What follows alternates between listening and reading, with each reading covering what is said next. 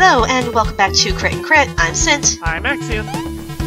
And we are still averting and still talking about tentacle monsters from beyond the stars. I mean, the Call of Cthulhu. Yep. And, well, to be blunt, we're mostly just talking about Lovecraft at this point, because we've kind of run the course on the Call of Cthulhu itself. The story is fairly straightforward, and there's not a lot really to discuss about it. In practice, there is the horror of finding the lost information sealed away in forbidden places. No, that's not what I want to do. But the problem really is, well, a lot of the ways that Lovecraft still tells said story. Oh, nope, I did want to go in there.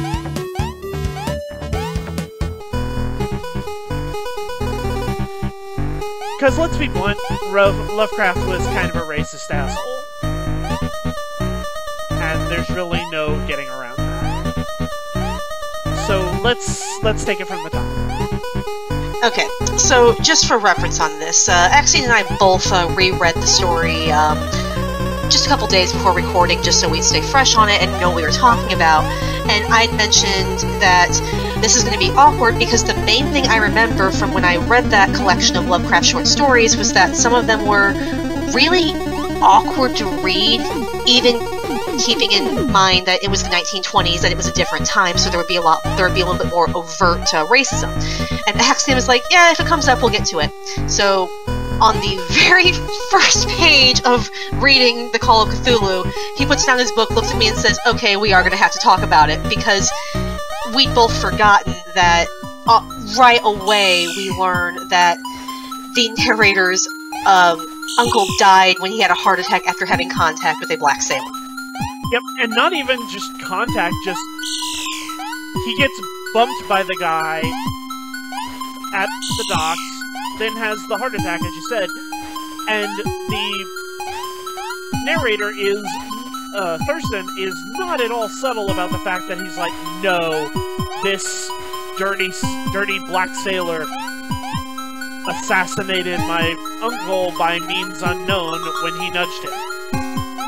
Yeah, a direct quote, at the time I saw no reason to dissent from the symptom, but latterly I am inclined to wonder, and more than wonder, because tentacle stuff from beyond the stars. And to pause here for a second, the views of one character do not necessarily reflect the views of an author. Many times this happens in many, many works of fiction across history. You can have a character who espouses some horrible views, but that doesn't make the author a bad person. However, when you see this as a repeated pattern across the entire oeuvre of a creator, you kind of have to start wondering.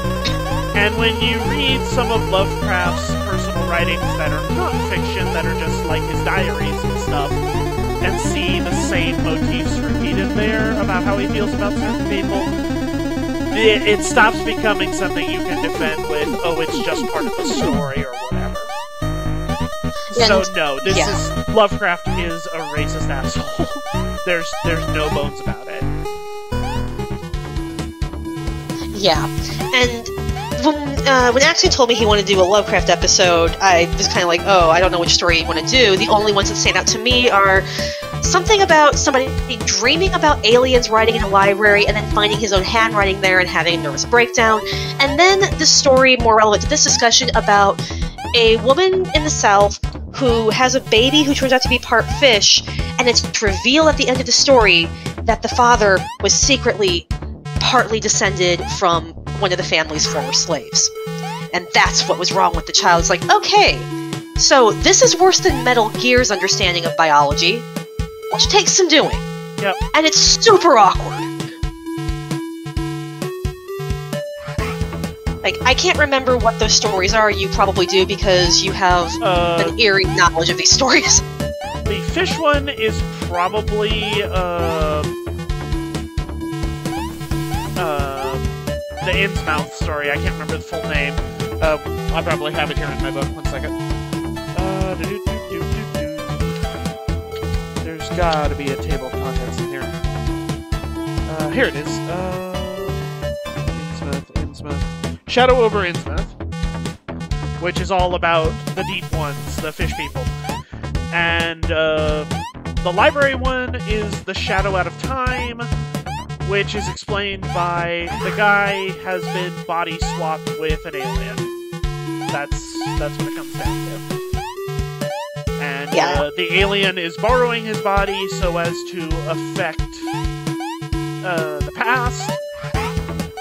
And during the time that the alien is using his body, nope, I need to be going up. He's being kept in the alien city, in the alien's body, and as part of keeping him there and keeping him safe. Are you sure there's not an avert point underneath there? Because, like, if you avert any further back, you're going to be blocked to get in there, I think. I need to go back to Eversion level 1 so I can get in. Yeah, yeah, that's what I'm saying. But, like, if you avert any further back, I think that flower is going to be too solid for you to get through. Which flower? The one on the floor. Yeah. This one here? Yes. No, these just turned into walkable flowers, I think. I thought it blocked you last time, but okay. I mean, I might be wrong. We'll find out. But I do need to go back further so I can go through that area. Oh, is it up here? And no, to know a little bit more about the era. Okay. So,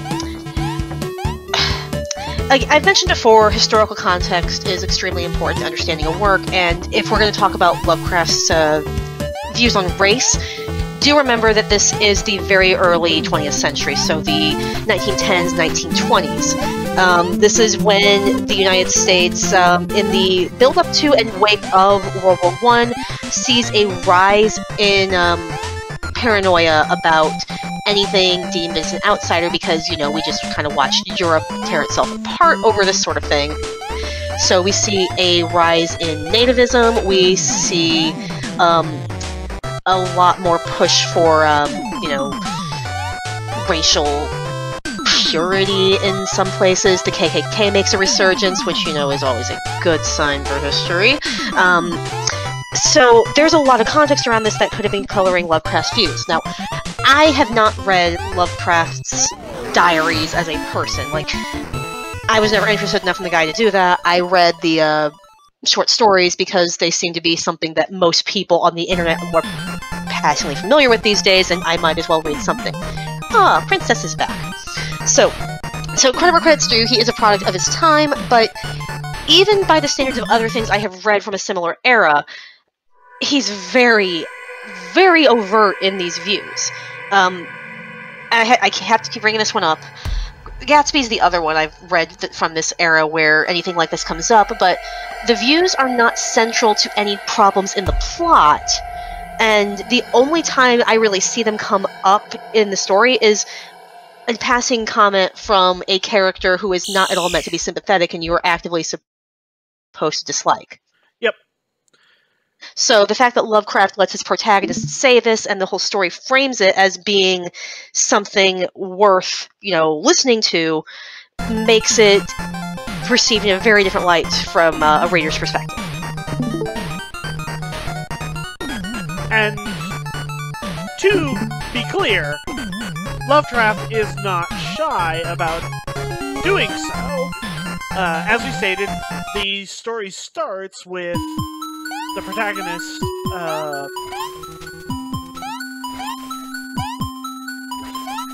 basically accusing this random sailor stranger of assassinating his uncle, and it goes downhill from there. Every time someone who is not white is mentioned, it is in the context of being part of the cult of this villainous, horrible alien force.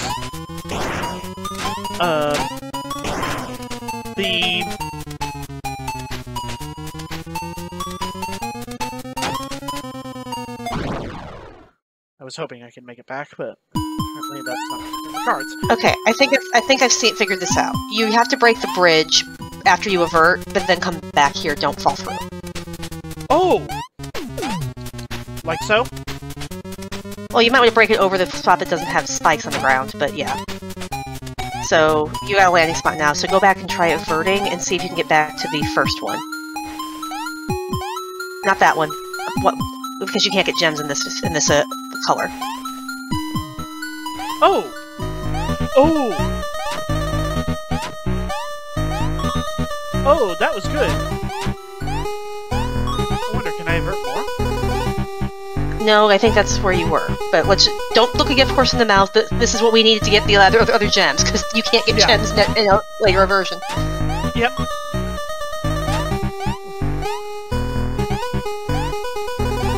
And up there.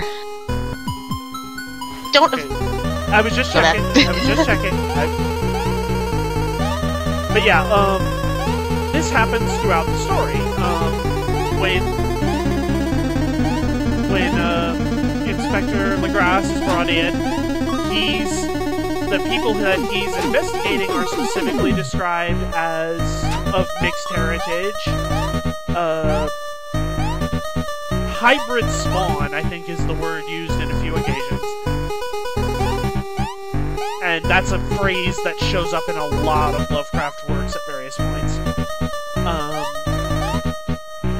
Oh, I do have all the gems. I can go. Yep. And, yay! It's almost like they're a thinly veiled allegory for Lovecraft's feelings on miscegenation. Basically, yeah. Alright, time to run from the thing.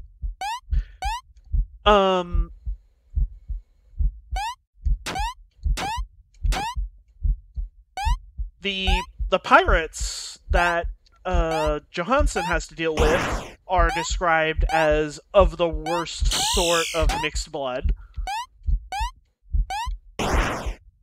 And it goes on and on and on like that throughout the entire story, and several other stories of Lovecraft's do likewise. And it's kind of just a thing that is part of how he writes, to the point that it's essentially unavoidable if you want to read Lovecraft, that you have to deal with his perspective on these things. I jumped too early. I don't want to stop. Yep, it's a little awkward as a reader. Like, that doesn't necessarily mean, though, they shouldn't be read, because, like, if nothing else, the Cthulhu mythos and the rest of the Lovecraftian horrors have had a pretty big impact on pop culture in recent years, and it seems like they're actually getting more popular. I don't know why. I'm not good at reading trends. I don't really do the whole social media thing, so I can't track these things to see if, like, there is a specific pattern or anything. But I think there has been a lot of... I've noticed more people talking about, like, works that are not overtly pleasant or happy.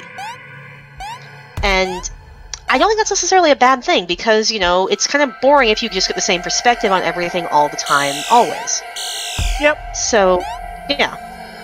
But there is also, you know, no denying the fact that, well, Lovecraft's writing has problems that you can't really avoid if you're going to look at them in any degree of detail. Or even just as a surface reading, because, like, when I read the stories that I was recommended, I had never intended to actually do, like, a serious analysis of them, because it's like, well, I mean, they're just horror stories, who cares, right? So, but it was still really hard to ignore, just like, oh yeah, that's weird and awkward. Yeah, oh, this is a trend. This is definitely a trend, and I can't pretend this is not a thing I'm noticing, because if you're just straight up ignoring huge swathes of the text, what's even the point of reading it? Yep. And that, since we are clearly in what is the last level, it's probably best that we go ahead and just get into the final subject we had planned for this entire discussion around nominally Call of Cthulhu, but just this general conversation we've been having about Lovecraft. And it is kind of something we will touch on more in future series as well, because it's applicable to a lot of other things. Most notably, it'll be something that we'll touch on in more specific detail when we get back to certain parts of Harry Potter. as I'm sure many of you have been waiting to hear our opinions on what to think about Rowling in her current social situation. But that is the idea of a flawed creator creating something, a product or a oh crap, I need to go up. A creation. Maybe they can give you a hand. Yeah. A creation that you are fond of the work, but the author is problematic at best. And, well, I think that it's kind of up to each individual person on that. Because everybody has their own limits of what they can tolerate. Yep. I Definitely. have not personally had my enjoyment of Harry Potter retroactively stripped away to the extent that some people I know have. And I am not going to tell those people that they're wrong. Because, I mean, like, everybody experiences books in different ways. So, who am I to tell someone, no, you wrote the book wrong, unless you're, like, reading Huck Finn and coming away with the message of, like, slavery should be brought back. It's like, how did you get that message out of this book where it's clearly showing that, no, it's... yeah, like, it's... Unless you are actively, deliberately misinterpreting the text on a level that, like, logic itself cannot adequately explain, I don't see the need to tell people how to specifically read a book. Everybody takes their own baggage in with them when they read, so that's going to color things differently for everybody. That's kind of the purpose of literary analysis, is seeing how different experiences can give you a different lens to something, and can make different pieces of textual evidence resonate differently for each readers. Because the point of this is not just, this is what I feel about it, it's, this is what I feel about this, and here's the text specifically that makes me have this reaction. You have to be able to back yourself up. Well, I mean, wouldn't you be here? So it's... I have never enjoyed Lovecraft, but, like, I also... I'm not coming at this from the perspective of, as a child, I enjoyed these horror stories, therefore there's another element to how I read this. That's not the case. This has always just been the, oh, this is a source of stories that other people on the internet like to reference. I'll read it so I can be familiar with them, but otherwise, I don't have any sacred cows with it. I don't lose anything by saying, well, I am uncomfortable with Lovecraft's views, so, oh well, nothing of value is lost, at least to me. So, I know, I'm kind of rambling here, but it's kind of hard not to. I mean, that's fine. I'm enjoying the feedback. But yeah, what about you? Like, it's like, you do have a stronger connection to these stories. Like, they don't mean anything to me, but I know they do to you, and you are extremely uncomfortable with how Lovecraft portrays various elements of society. So how do you respond, considering this is something that has been important to you? That was not there before. So, But the Wall of Encroaching Darkness? No, it's been there since 2012?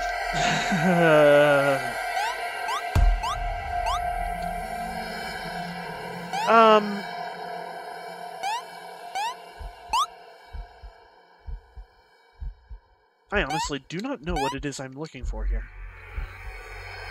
Meaning in life?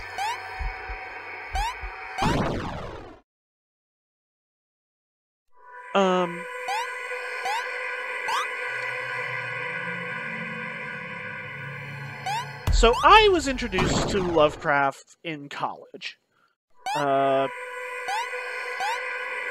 had heard very, very vague, very passing references to, like, Cthulhu. Oh, and jump on the top block. Top block? Okay, I thought there was an avert spot. I thought there was too. I checked there earlier. I thought. Okay. I might have missed Check it. on the Tetris-looking piece. Tetris-looking piece. Okay. Never mind, can't go back. Maybe Or it here? auto-loops you. No, I think it's auto-looped you. Because, Yeah. like, you've seen this before. No, I think you're kind of stuck now. Yeah, it's just going to loop the thing until I find the right path. That's always fun. Jump over. No. So yeah, go over. Anyway, to answer your question, I was introduced to Lovecraft in my late teens, early 20s. Yeah, these Tetris-looking pieces, like that, one of those maybe. I don't know. Okay, I'll try. Just to get check everywhere at this point.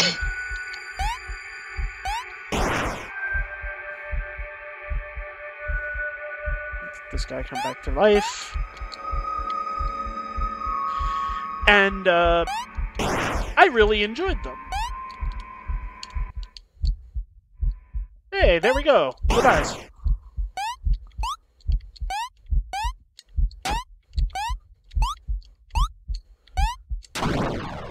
I did not mean to do that. But we know what now to you gotta do it again. I got really big into them, and it was a thing that I really enjoyed for a lot of that age of my life, and I had a lot of fun with it. And it was a thing that I got involved with online, being able to talk about. And hey, this is new.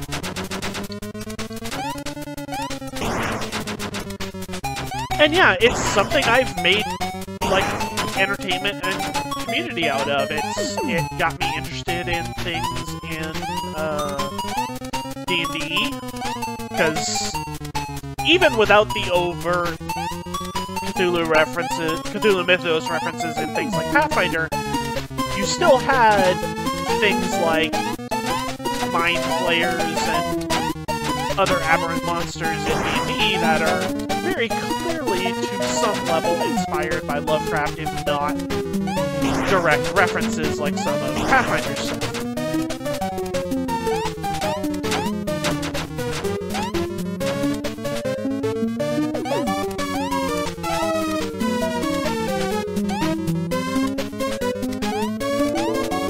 Yeah. So, but how have you been able to respond with, like, the fact that knowing more about the creator, does that affect how you read him now? It definitely does. There's, as you said, it's not really the kind of thing you can ignore after a certain point. It's just, especially with Lovecraft, he's just so overt and in your face about how he feels about these things. Oh, there you go.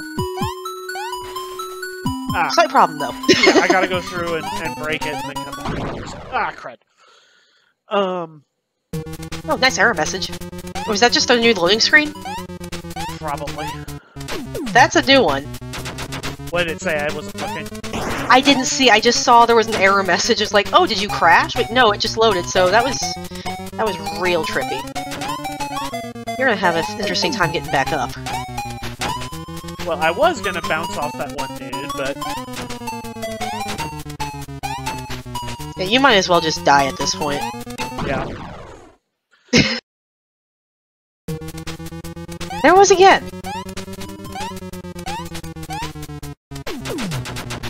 Okay, yeah, I see it. It popped up off to the side of the screen, but as long as I don't click on it, the game doesn't close. Okay, I am clearly needing to do better with this.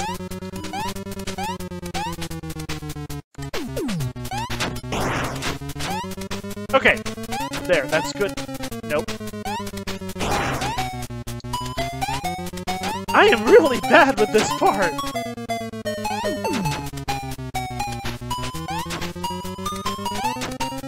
Oh, he's not having a good day. And neither are you now. Why is this giving me so much trouble? It's not that hard, just... Clearly it's a metaphor for the hard subjects we are talking about right now. So, yes, a big part of it is just remembering, one, this is a product of the time, even if it's a particularly, egregious sort. And two, remember that just because I like a thing does not mean that thing is above critique. This is bad, even if I enjoy it, that doesn't make it less bad. Yeah, and like, I don't want to make it sound as though like being a product of the times gives it a pass, because like it doesn't change. Yeah, it does not change the fact that no, this is very, very. You need to go back and avert. Yes. Oh, yeah. Yeah, you need to like keep in mind, obviously, like yes, this is very uncomfortable today, and you should be because it's wrong. The fact that it was acceptable then does not make it still acceptable, but you can't just whitewash the past for your own comfort. Otherwise, there's no point in studying history, because if you have no intention of learning from it, you might as well just not. So, I think it's important that, like, things like Lovecraft's writings are kept around, because there are too many who would deny, like, the attitudes of the past if we did not have a record of them. Yep. So I don't like them, but I think they are necessary. Like, keep them around, keep them in a museum, keep a caveat on it. I love how Looney Tunes has approached this, and this sounds completely out of left field. So Looney Tunes, back in the 40s, did some propaganda cartoons that aired with newsreels that were overtly and uncomfortably racist by today's standards against Germany and Japan. Rather than pull them and bury them in like the Disney Vault or something, they have re-released them with a disclaimer saying, yeah, these are unacceptable today, but pretending that we didn't do this and ignoring them is the same as pretending these attitudes never existed. So, I think it's the best way to handle a bad situation in that regard. It'd be better if the message didn't have to be there, but keeping it there and telling people, look, we did a bad, is better than pushing it under the rug and pretending that everything has always been fine, there is no war in Ba Sing Se. Because otherwise, it's intellectually dishonest, straight up dishonest, and very insulting to your potential audience. You don't want to treat your audience like idiots. Why did I do that? And No I idea. have seen a lot of online discourse about this that basically falls into that sort of category, while I have also seen a lot of online discourse about this that has tried to act like nothing is wrong. Like, there is no war in Ba Sing Se. Well, how'd that work out for Ba Sing Se? Not so good if I remember correctly. Why can't I, for the love of...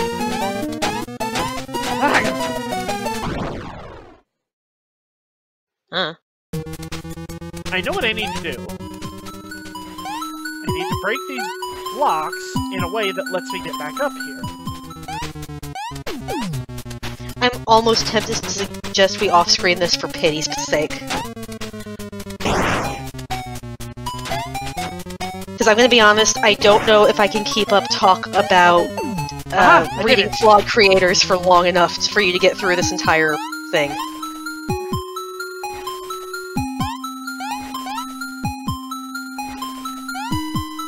Because you still have to. Yep. You have to do this you all? Looks like it. Do you want to off-screen it? Yeah. We'll be back in a bit.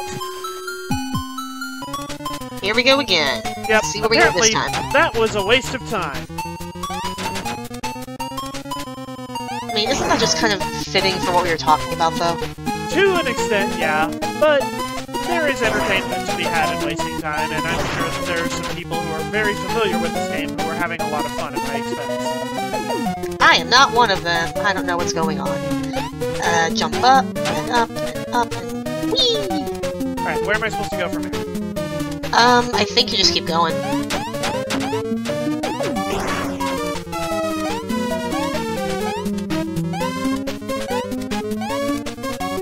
Also, I just noticed, like, I've been kind of vaguely aware in the background of, like, just how the hills and stuff keep changing into screaming monsters. Alright, we got thorns. Okay, just look and see. I thought, did the background change there? I thought I saw the colors change. Like, oh, we're stuck here now.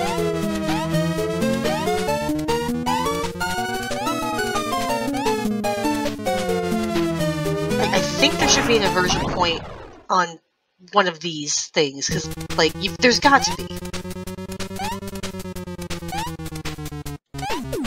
Try to jump down on the stuff there. Oh, hey! Oh, I was not sure if that would work, but, like, there's a gap there. There's gotta be, like, look, there's a gap between them. That's usually a hit.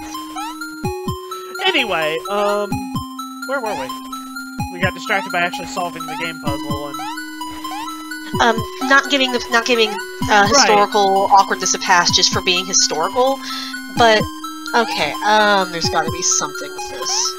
I have no idea what, but... Oh, there we go.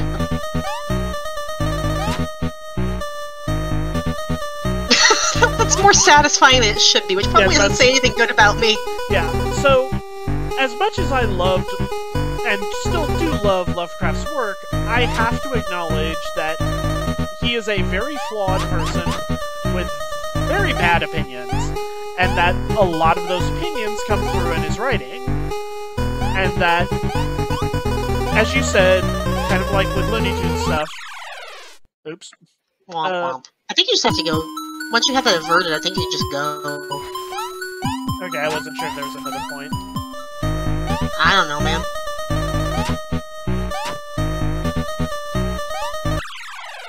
Oh, for the love of Pete. I did that myself. You have to acknowledge that something is wrong with this thing, even if you love it. Even if it's something you enjoy. Acknowledging its flaws, and acknowledge that it's a thing that needs to be treated with the, Just keep going, I think.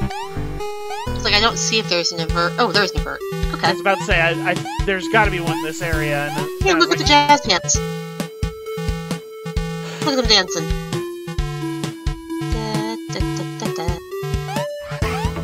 And just acknowledging that there's a problem with things, and when people point out that there's a problem with the thing, don't tell them they're wrong, because that's a problem that a lot of fandoms I feel have found themselves in recent years, is people come to them saying, hey, this thing you love has an issue. And I think I can kind of think about why, though. A lot of people really, really take their hobbies personally, but right. I don't think it's been said enough. You are not the things you like. Liking them is a part of you, but you are not the things you like. Yep, and a lot of people have their identities so wrapped up in this or that thing that they love. Is that for eating it? I'm not sure if this has made life easier or harder. Oh, okay. And I knew that was going to happen.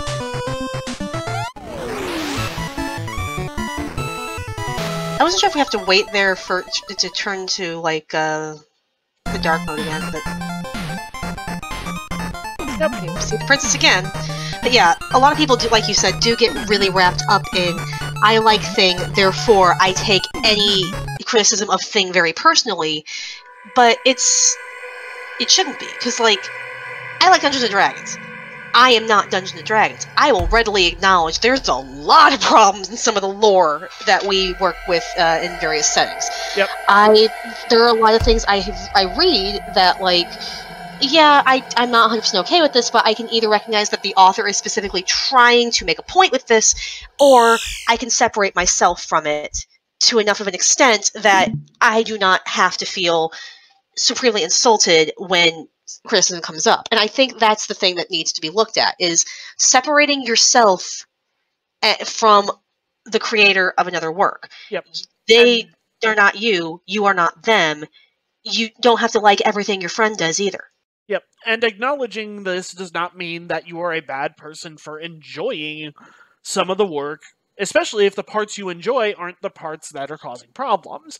If you like it, in this case, Lovecraft, if you like his take on cosmic horror, if you like his monsters, if you like the way he writes, like I do, then there's nothing wrong with enjoying that, as long as the part that I enjoy is not, I like the way he writes about black people.